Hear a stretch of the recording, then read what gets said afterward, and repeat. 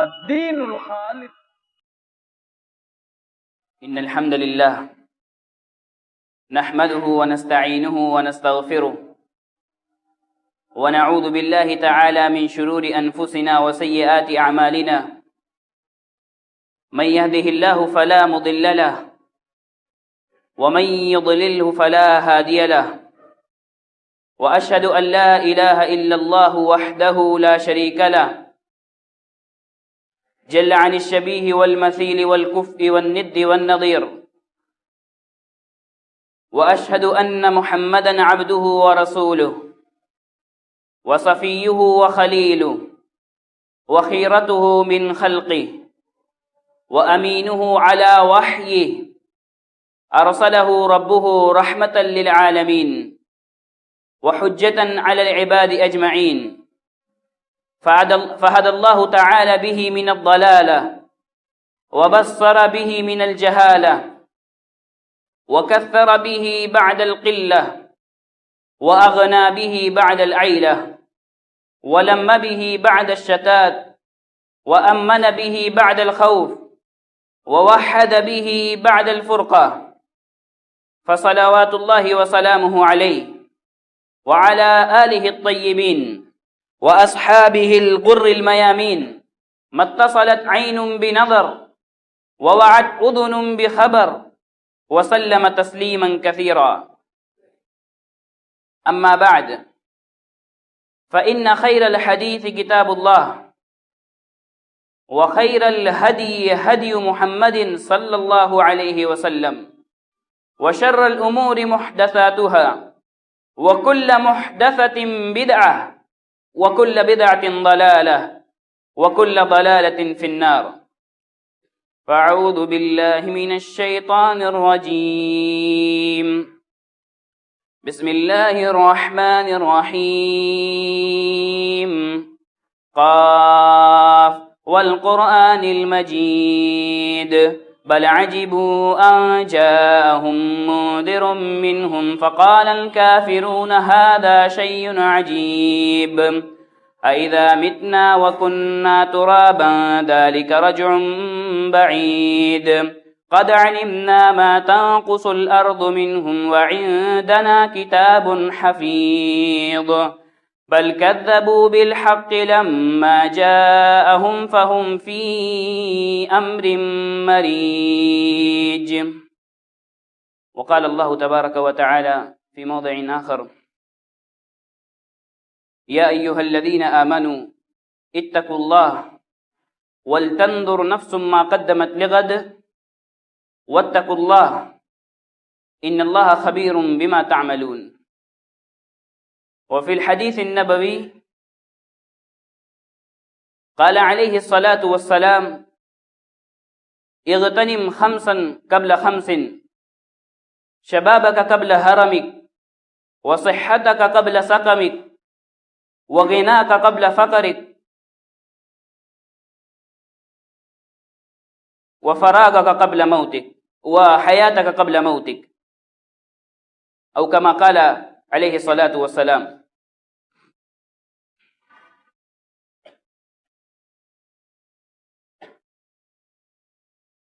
تمام قسم کی تعریفات، توصیفات، بڑائی اور کبریائی، حمد و ثنا ایک اللہ وحدہ لا شریک، خالق کائنات، مالک ارض و سما کے لیے لائق و زیبا ہے، اور درود و سلام نازل ہو اللہ کے تمام انبیاء پر، خصوصاً آخری نبی جناب محمد رسول اللہ صلی اللہ علیہ وسلم پر. اللہم صلی علی محمد وعلی آل محمد كما صليت على إبراهيم وعلى آل إبراهيم إنك حميد مجيد. اللهم بارك على محمد وعلى آل محمد كما باركت على إبراهيم وعلى آل إبراهيم إنك حميد مجيد. محترم حاضرین جمعہ، آج میلادی سال عیسوی سال 2021 کی پہلی تاریخ ہے.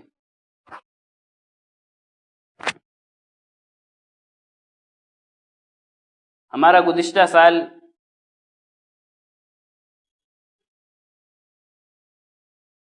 اپنے پرانے انداز پر، پرانے ڈھب اور پرانے طریقے پر گزر گیا۔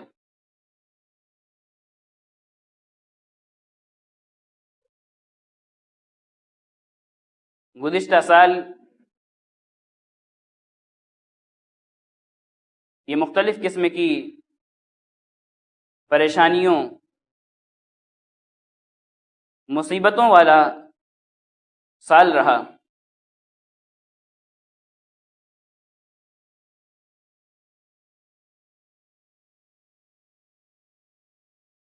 گزشتہ سال ہم نے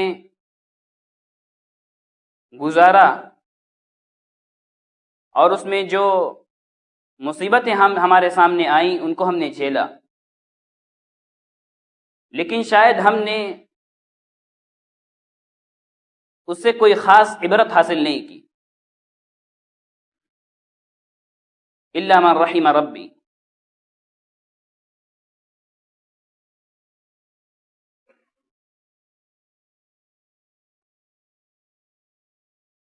یہ نیا سال آیا جس میں ہونا یہ چاہیے تھا کہ ہم ایک نئے جوش و جذبے کے ساتھ اس مہینے میں داخل ہوتے، اللہ اور اس کے رسول کی اطاعت کا ایک نیا جذبہ لے کر داخل ہوتے، دینی ناحیے سے ایک نئی جدت کے ساتھ اس سال میں داخل ہوتے۔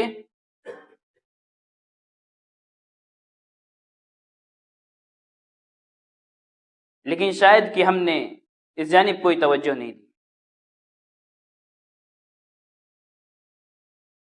یہ ایک فطری شے ہے، ایک فطری بات ہے کہ ہم میں سے ہر شخص اس کا جو بھی پیشہ ہو، وہ کاروبار کے جن بھی ذرائع سے متصل ہو، وہ ہمیشہ اپنا حساب کتاب دیکھتا ہے کہ اس نے اپنے پیشے میں، اپنے کاروبار میں کیا فائدہ اٹھایا اور کیا نقصان اٹھایا۔ یہ ہر انسان دیکھتا ہے، کاروبار آدمی کا چھوٹا ہو یا بڑا ہو، ہر آدمی دیکھتا ہے۔ اور یہ دنیاوی کاروبار کی بات ہے، یہ دنیاوی مال و متاع کی بات ہے، جس کے بارے میں اللہ فرماتا ہے کہ وَمَا الْحَيَاةُ الدُّنْيَا إِلَّا مَتَاعُ الْغُرُورِ، کہ دنیاوی زندگی تو ایک دھوکے کا سامان ہے۔ اس کے بارے میں ہم دیکھتے ہیں کہ ہم نے کیا فائدہ حاصل کیا اور ہم کتنے خسارے اور کتنے نقصان میں گئے، یہ ہر شخص دیکھتا ہے۔ لیکن جو حقیقی کاروبار ہے، جو ہمارا حقیقی سودا ہے، شاید کہ ہم اس پر غور نہیں کرتے۔ ان اللہ اشتری من المؤمنین انفسهم واموالهم بان لهم الجنہ، اللہ فرماتا ہے کہ اللہ رب العالمین نے یقیناً مومنوں کے نفسوں کو اور ان کے مال کو خرید لیا ہے اس بدلے میں کہ ان کے لیے جنت ہے۔ یہ ہمارا اصل سودا ہے، جو کہ ایک بندے اور اللہ رب العالمین کے درمیان ہوتا ہے، لیکن شاید کہ ہم اس پر غور نہیں کرتے، اس پر توجہ نہیں دیتے۔ اور یہی وجہ ہے کہ جب نیا سال شروع ہوا تو دیگر قوموں کے ساتھ، دیگر جماعتوں کے ساتھ ہمارے کچھ مسلمان بھائی بھی خوشیاں منانے میں اور طرح طرح کی رنگ ریلیوں میں لگ گئے، اور کسی نے یہ غور نہیں کیا کہ جو سال گزرا ہم اس کے بارے میں اپنا حساب کتاب دیکھ لیں، اپنے نفس کا محاسبہ کر لیں کہ جو سال گزرا ہم نے اس میں دینی اعتبار سے کیا فائدہ حاصل کیا، یعنی ہم نے کون سے نیک اعمال کیے، اور دینی اعتبار سے ہم کتنے خسارے میں اور کتنے نقصان میں گئے، یعنی ہم نے کیا برائیاں کی۔ یہ شاید کسی کو توفیق نہیں ہوئی، الا من رحم ربی۔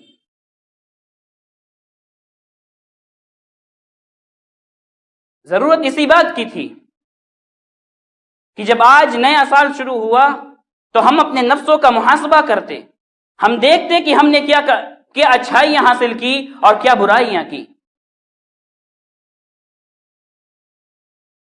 اللہ رب العالمین فرماتا ہے کہ وَأَمَّا مَنْ خَافَ مَقَامَ رَبِّهِ وَنَهَى النَّفْسَ عَنِ الْهَوَى فَإِنَّ الْجَنَّةَ هِيَ الْمَأْوَى۔ وَأَمَّا مَنْ خَافَ مَقَامَ رَبِّهِ، جو شخص اپنے رب کے سامنے کھڑا ہونے سے ڈر گیا، وَنَهَى النَّفْسَ عَنِ الْهَوَىٰ، اور اپنے نفس کو، اپنے آپ کو برائی سے روک لیا، خواہشات نفسانی سے روک لیا، فَإِنَّ الْجَنَّةَ هِيَ الْمَأْوَىٰ، تو اس کا ٹھکانہ جنت ہے۔ آدمی اپنے نفس کو برائی سے کب بچائے گا؟ جب اسے یہ معلوم ہوگا کہ اس نے برائیاں کی ہیں، اور برائیوں کا علم انسان کو اسی وقت ہوگا جب وہ اپنے نفس کا محاسبہ کرے گا، جب وہ دیکھے گا کہ میں نے کیا برائیاں کی ہیں اور کیا اچھائیاں کی ہیں۔ جب انسان اپنے برائیوں کا اور اپنے برائیوں کو اور اپنے اچھائیوں کی جانچ پڑتال کر لے گا، جب وہ دیکھے گا کہ میری برائیاں بھی ہیں، تب وہ اپنے نفس کو برائیوں سے روکے گا، اپنے آپ کو گناہوں سے روکے گا۔ تو اللہ کہتا ہے فَإِنَّ الْجَنَّةَ هِيَ الْمَأْوَىٰ، بدلہ ملے گا کہ اس کا ٹھکانہ جنت ہوگا۔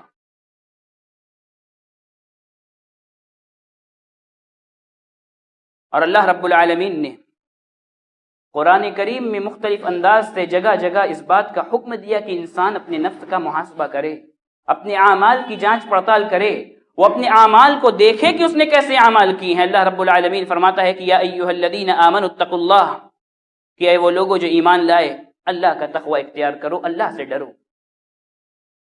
وَلْتَنظُرْ نَفْسٌ مَّا قَدَّمَتْ لِغَدٍ، اور ہر نفس کو چاہیے کہ وہ دیکھے کہ اس نے آنے والے دن کے لیے، یعنی قیامت کے دن کے لیے اس نے کیا تیار کر کے رکھا ہے، کون سے اعمال کیے ہیں۔ وَاتَّقُوا اللَّهَ، اللہ پھر تاکید کرتا ہے کہ اللہ سے ڈرتے رہو، اللہ کا تقوی اختیار کرو۔ ان اللہ خبیر بما تعملون، تم جو کرتے ہو اللہ رب العالمین اس سے باخبر ہے۔ اس آیت میں اللہ رب العالمین اہل ایمان کو مخاطب کر کے سب سے پہلے تقوی کا حکم دیتا ہے، اپنے سے ڈرنے کا حکم دیتا ہے، اس بات کا حکم دیتا ہے کہ مومنوں کو چاہیے، اہل ایمان کو چاہیے کہ وہ اپنے دلوں میں میرا تقوی رکھیں، مجھ سے ڈریں۔ اس کے بعد اللہ کہتا ہے کہ وَلْتَنظُرْ نَفْسٌ مَّا قَدَّمَتْ لِغَدٍ، ہر انسان کو چاہیے کہ وہ دیکھے، اپنے نفس کا محاسبہ کرے کہ اس نے قیامت کے دن کے لیے کیا تیار کیا ہے۔ اس آیت کو ذکر کرنے کے بعد بہت سارے مفسرین نے اور علماء کرام نے یہ لکھا ہے کہ یہ آیت اس بات پر دال ہے کہ ہر انسان کے لیے نفس کا محاسبہ کرنا واجب ہے۔ امام ابن القیم رحمہ اللہ کہتے ہیں کہ تدل الآیہ علی وجوب محاسبۃ النفس، یہ آیت محاسبہ نفس کے وجوب پر دلالت کرتی ہے۔ فیقول تعالی لینظر احدکم الی ما قدم لیوم القیامہ من الاعمال۔ امام ابن القیم رحمہ اللہ کہتے ہیں کہ اس آیت میں اللہ کہتا ہے کہ ہر انسان یہ دیکھے کہ اس نے قیامت کے دن کے لیے کون سے اعمال تیار کر کے رکھے ہیں۔ ام من الصالحات تنجیہ، کیا اس نے ایسے نیک اعمال تیار کر کے رکھے ہیں جو اس کو نجات دے دیں گے قیامت کے دن، عذاب سے بچا لیں گے، جہنم سے بچا لیں گے۔ ام من السیئات التی توبتہ، یا اس نے ایسے گناہ کر رکھے ہیں توبقہ جو اس کو ہلاک کر دیں گے۔ یہ امام ابن القیم رحمہ اللہ کہتے ہیں۔ لہذا اس آیت پر غور کرنا چاہیے ہمیں کہ یہ آیت ہم سے اس بات کا تقاضا کرتی ہے کہ ہم اپنے نفسوں کا محاسبہ کریں، ہم دیکھیں کہ ہم نے اپنے لیے کون سے اعمال تیار کر کے رکھے ہیں۔ اور اسی لیے عمر رضی اللہ عنہ کہا کرتے تھے کہ حاسبوا انفسکم قبل ان تحاسبوا، کہ جب اللہ رب العالمین قیامت کے دن تمہارا حساب کتاب لے گا اس سے پہلے تم اپنے نفسوں کا حساب کتاب کر لو۔ وزنوا انفسکم قبل ان توزنوا، اور اپنے اعمال کا وزن کر لو اس سے پہلے کہ اللہ رب العالمین قیامت کے دن تمہارے اعمال کا وزن کرے گا۔ فَإِنَّهُ أَهْوَنُ عَلَيْكُمْ فِي الْحِسَابِ غَدًا أَن تُحَاسِبُوا أَنفُسَكُمُ الْيَوْمَ، اس لیے کہ اگر آج تم اپنے نفسوں کا محاسبہ کر لو گے تو کل قیامت کے دن تمہارا جب حساب ہوگا تو یہ تمہارے لیے بڑا آسان ہوگا۔ وَتَزَيَّنُوا لِلْعَرْضِ الْأَكْبَرِ، اور قیامت کے دن کے لیے اچھے اعمال تیار کر لو۔ يَوْمَئِذٍ تُعْرَضُونَ لَا تَخْفَى مِنكُمْ خَافِيَةٌ، سورہ حاقہ کی آیت پڑھتے ہیں کہ جس دن تم اللہ رب العالمین کے سامنے پیش کیے جاؤ گے حساب و کتاب کے لیے، لا تخفى منکم خافیہ، اس دن کوئی بھی چیز تم سے مخفی نہیں ہوگی، ہر چیز تمہارے سامنے ہوگی۔ اور اسی لیے اللہ رب العالمین نے فرمایا کہ یوم تجد کل نفس ما عملت من خیر محضرا وما عملت من سوء تود لو ان بینها وبینه امدا بعیدا، کہ قیامت کے دن ہر انسان اور ہر نفس یہ دیکھ لے گا جو کہ اس نے کیا اچھائیاں کی ہیں اور کیا برائیاں کی ہیں. تود لو ان بینها وبینه امدا بعیدا، اور جب اپنی برائیاں اور اپنی اچھائیاں جب انسان دیکھ لے گا تو چاہے گا کہ کاش میرے اور میرے برائیوں کے درمیان بڑی مسافت ہوتی، بڑی لمبی دوری ہوتی. یعنی وہ پچھتائے گا، وہ شرمندہ ہوگا کہ میں نے اتنے گناہ کیوں کر لیے اور کبھی اپنے نفس کا محاسبہ نہیں کیا. لہذا اگر آخرت کی پشیمانی سے بچنا ہے اور آخرت کی شرمندگی سے بچنا ہے تو ضروری ہے کہ آج ہم اپنے نفسوں کا محاسبہ کر لیں اور دیکھ لیں کہ ہم نے اپنے لیے کیا خیر تیار کر کے رکھا ہے اور کیا شر تیار کر کے رکھا ہے. اور اسی طرح اللہ رب العالمین فرماتا ہے کہ ووضع الکتاب فتر المجرمین مشفقین مما فیہ ویقولون یا ویلتنا ما لہذا الکتاب، کہ جس دن حساب و کتاب سب سامنے آ جائے گا، نام اعمال سامنے آ جائے گا. فتر المجرمین مشفقین مما کسبوا، فتر المجرمین مشفقین مما فیہ، تو مجرموں کو دیکھو گے تم کہ مشفقین مما فیہ، کہ نام اعمال میں جو کچھ ہوگا وہ اس سے ڈر رہے ہوں گے. وتر المجرمین مشفقین مما فیہ ویقولون یا ویلتنا ما لہذا الکتاب، اور وہ کہیں گے کہ ہائے افسوس، اس کتاب کو کیا ہوا ہے، نامہ اعمال کو کیا ہوا ہے. ما لہذا الکتاب لا یغادر صغیرۃ ولا کبیرہ، ہر چھوٹی بڑی چیز کو اس نے احصا کر کے رکھا ہے. الا احصاها ووجدوا ما عملوا حاضرا، جو کچھ بھی عمل کیا ہوگا مجرمین اس دن دیکھ لیں گے کہ میں نے یہ عمل کیا ہے. لہذا اگر اس دن کی شرمندگی سے بچنا ہے تو ضروری ہے کہ آج کے دن ہم اپنے نفسوں کا محاسبہ کر لیں. اور اسی پر ابھارتے ہوئے اللہ کے رسول صلی اللہ علیہ وسلم نے فرمایا کہ اغتنم خمسا قبل خمس، 5 چیزوں کو 5 چیزوں سے پہلے غنیمت جانو. شبابک قبل حرمک، بڑھاپا آنے سے پہلے جوانی کو غنیمت جانو. اس لیے کہ اگر بڑھاپا آ جائے گا تب تم وہ نیک اعمال نہیں کر پاؤ گے اور اپنے احسن طریقے سے وہ نیک اعمال نہیں کر پاؤ گے جو تم اپنی جوانی میں کر سکتے ہو. شبابک قبل حرمک وصحتک قبل سقمک، بیماری سے پہلے اپنی صحت کے ایام کو غنیمت جانو، اس لیے کہ بیماری میں تم نیک اعمال نہیں کر سکتے. تم اٹھنے بیٹھنے کے محتاج ہو جاؤ گے تو کیسے نیک اعمال کرو گے. وفراغک قبل شغلک، اور اپنی فراغت کو، اپنے خالی ایام کو، اپنی مشغولیت کے دنوں سے پہلے غنیمت جانو، اس لیے کہ مشغول ہو جاؤ گے تو اللہ رب العالمین کے سامنے کیسے حاضر ہوگے، کیسے نیک اعمال کرو گے. اور اگر نیک اعمال نہیں کرو گے تو قیامت کے دن وہی ہوگا جو اللہ رب العالمین نے قرآن کریم میں فرمایا کہ یوم تجد کل نفس ما عملت من خیر محضرا وما عملت من سوء، اس دن پچھتاؤ گے. آگے اللہ کے رسول صلی اللہ علیہ وسلم نے فرمایا کہ وغناک قبل فقرک، محتاجگی اور فقیری سے پہلے تم اپنے مالداری کے ایام کو غنیمت جانو. اس لیے کہ کسی کو اگر اس دنیا میں کسی وقت مال دیا گیا ہے تو ضروری نہیں ہے کہ اس کے پاس ہمیشہ مال رہے گا. اللہ جو دینے والا ہے وہ لینے پر بھی قادر ہے. اللہ نے جو آج دیا ہے اس کو واپس لے لینے پر بھی قادر ہے. لہذا جب آج اللہ نے تمہیں مال دیا تو اس کو خرچ کر کے اپنے لیے قیامت کے دن کے لیے اپنے لیے اچھا ذخیرہ تیار کر لو. اور اخیر میں اللہ کے رسول صلی اللہ علیہ وسلم نے سب سے اہم اور سب سے بڑی بات بیان کی، وحیاتک قبل موت، اور موت آنے سے پہلے اپنی زندگی کو غنیمت جان لو، اپنے زندگی میں وہ اعمال کر لو جو قیامت کے دن تمہیں فائدہ دیں. اور اسی لیے جب محاسبہ نفس پر اس قدر قرآن کریم میں ابھارا گیا ہے اور اللہ کے رسول صلی اللہ علیہ وسلم نے اپنی زندگی میں محاسبہ نفس پر ابھارا تو صحابہ کرام کا اور اسلاف امت کا، ائمہ دین کا یہی طریقہ تھا کہ وہ اپنے نفسوں کا محاسبہ کیا کرتے تھے. امام ابن القیم رحمہ اللہ کہتے ہیں کہ ان من تأمل احوال الصحابة رضی اللہ عنہم وجدهم في غاية العمل مع غاية الخوف ونحن جمعنا بين التقصير بل بين التفريط والامن. امام ابن القیم رحمہ اللہ کے قول پر غور کیجئے. وہ کہتے ہیں کہ جو شخص صحابہ کرام کی زندگیوں پر غور کرے گا ان کی زندگیوں کو پڑھے گا، ان کی زندگیوں کو دیکھے گا تو کیا پائے گا؟ وجدہم فی غایۃ العمل، تو دیکھے گا کہ صحابہ کرام بہت زیادہ عمل کیا کرتے تھے، نیک اعمال ان کے ہاں بہت زیادہ تھے، مع غایۃ الخوف، نیک اعمال کثرت سے کرنے کے باوجود وہ اللہ رب العالمین سے اتنا ہی زیادہ ڈرا بھی کرتے تھے۔ اس کے بعد امام ابن القیم رحمہ اللہ اپنے زمانے کے بارے میں کہتے ہیں کہ وَنَحْنُ جمعنا بین التقصیر بل بین التفریط والامن۔ امام ابن القیم رحمہ اللہ کہتے ہیں کہ اور ہمارے زمانے کا حال یہ ہے، اور ہمارا حال یہ ہے کہ ہم کوتاہی میں پڑے ہوئے ہیں، ہم عمل بھی کم کرتے ہیں اور امیدیں بھی بہت رکھتے ہیں کہ ہمیں جنت مل جائے گی۔ یہ امام ابن القیم رحمہ اللہ اپنے بارے میں اور اپنے زمانے کے لوگوں کے بارے میں کہتے ہیں، تو ہم اپنے بارے میں کیا کہیں؟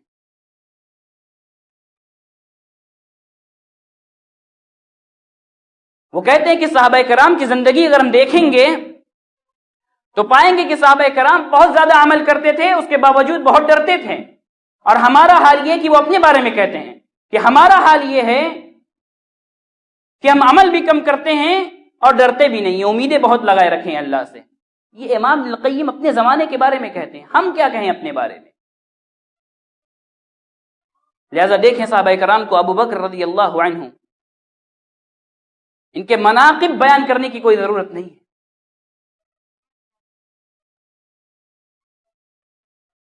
اول خلیفہ، خلیفۃ الرسول،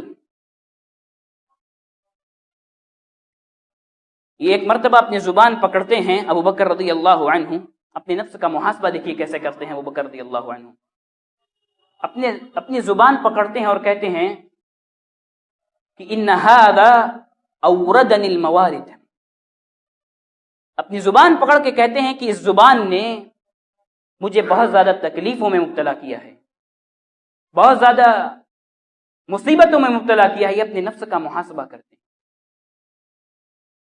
اور یہی حال ان کے بعد امیر المؤمنین حضرت عمر رضی اللہ عنہ کا تھا۔ حضرت عمر رضی اللہ عنہ ایک مرتبہ سورہ طور کی تلاوت کر رہے تھے، وہ تلاوت کرتے ہیں، جب اس آیت پر پہنچتے ہیں کہ ان عذاب ربک لواقع، کہ تمہارے رب کا عذاب یقیناً واقع ہونے والا ہے۔ راوی یہ حدیث بیان کرتے ہیں کہ فبکا عمر واشتد بکاؤہ حتی مرض وعادوہ، جب اس آیت کو پڑھا کہ بے شک تمہارے رب کا عذاب واقع ہونے والا ہے، عمر رضی اللہ عنہ رو پڑے، واشتد بکاؤہ حتی مرض، اس قدر روئے اس آیت کو پڑھنے کے بعد کہ بیمار پڑ گئے، وعادوہ، اور لوگ آپ کی عیادت کرنے کے لیے آئے۔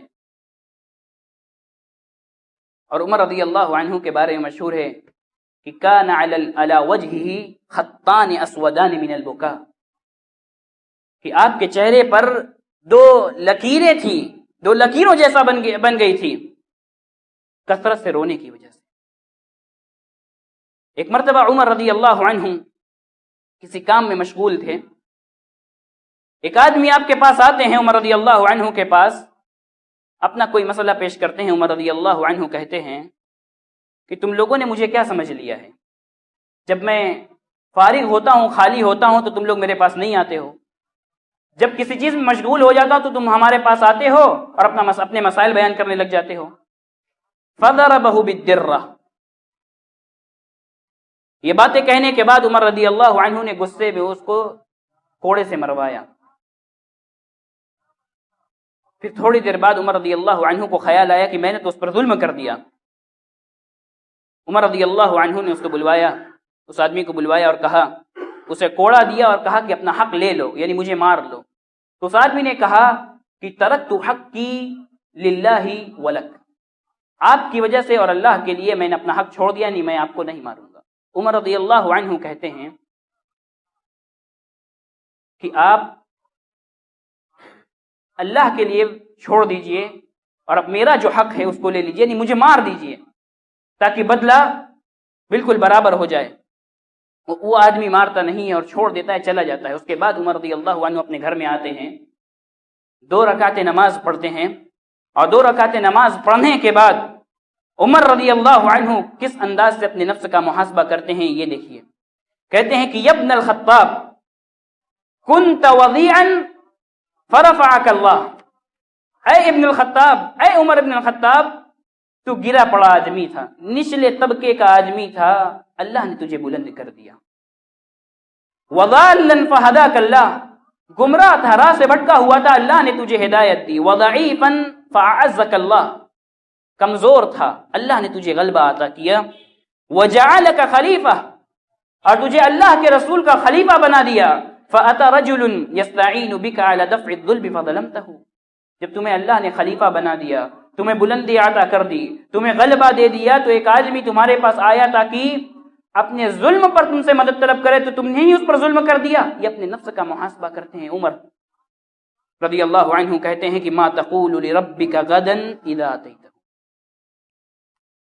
کہتے ہیں عمر رضی اللہ عنہ، اس آدمی پر جو تم نے ظلم کیا ہے، اسے کوڑے سے مارا ہے، قیامت کے دن جب اپنے رب کے پاس جاؤ گے تو کیا جواب دو گے؟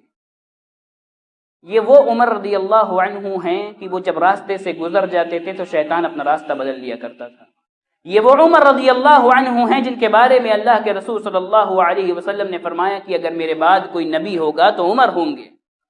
یہ وہ عمر رضی اللہ عنہ ہیں جن کو اس دنیا میں جنت کی بشارت مل چکی ہے، اس کے باوجود اپنے نفس کا محاسبہ ایسے کرتے ہیں.